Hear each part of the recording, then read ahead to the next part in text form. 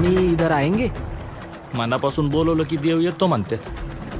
वारुळात बसून बसून याला कटाळा आला की माणसाची परीक्षा घ्यायला येतो बाहेर हा दगड.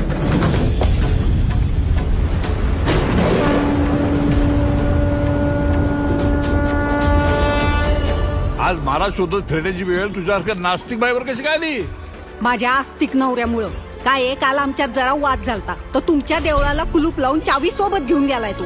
अरे बाप रे, इथे देऊळ बंदच का?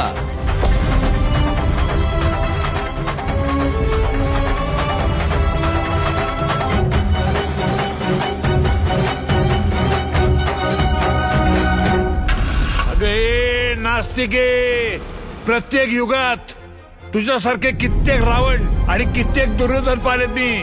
देवाची परीक्षा पाहणारे. लिहून देते. कधी शेतकरी नसल पाहिला.